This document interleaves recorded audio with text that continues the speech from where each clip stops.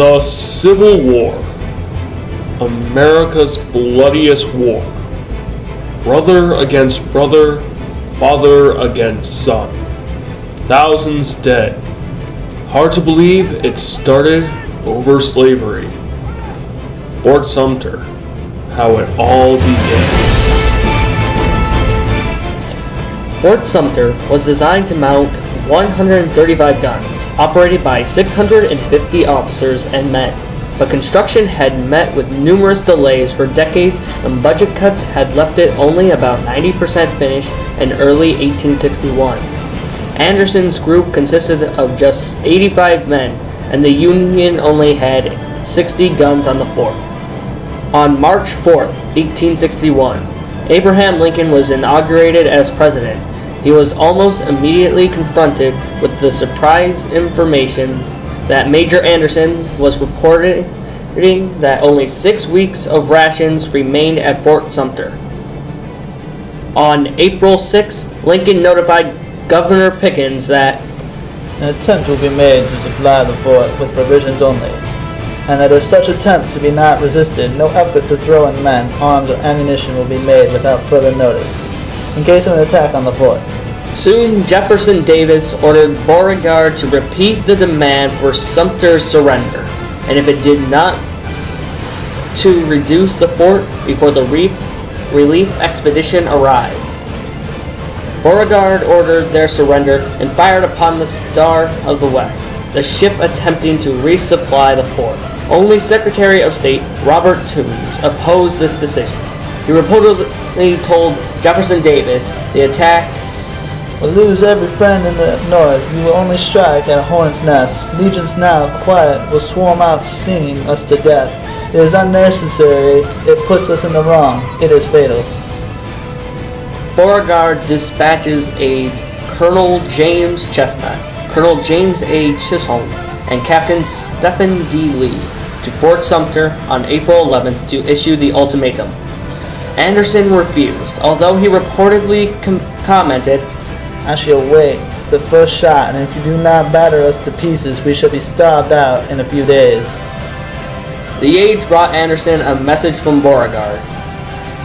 "If you will state the time which you will evacuate Fort Sumter, and agree in the meantime that you will not use your guns against us unless ours shall be employed against Fort Sumter, we will abstain from opening fire upon you."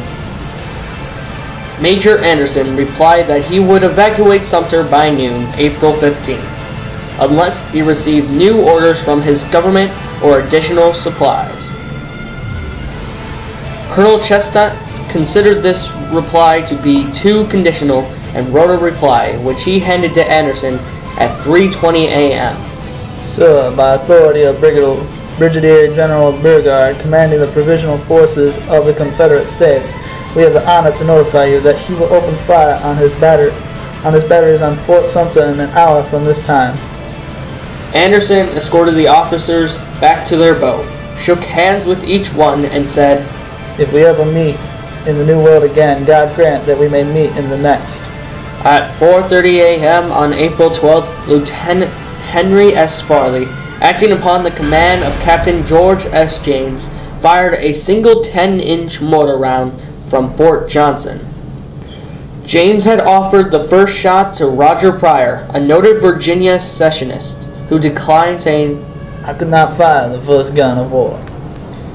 The shell exploded over Fort Sumter as a signal to open fire from 43 guns and mortars at Fort Moultrie, Fort Johnson, the floating battery, and Cummings Point.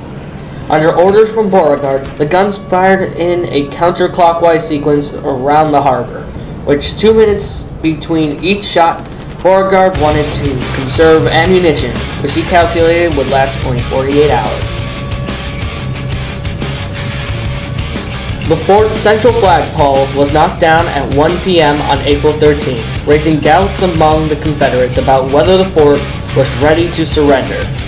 Colonel Louise Wigfall, a former U.S. Senator, had been observing the battle and decided that this indicated the fort had had enough punishment. He commanded a small boat and proceeded from Morris Island, waving a white handkerchief from his sword dodging incoming rounds from Sullivan's Island.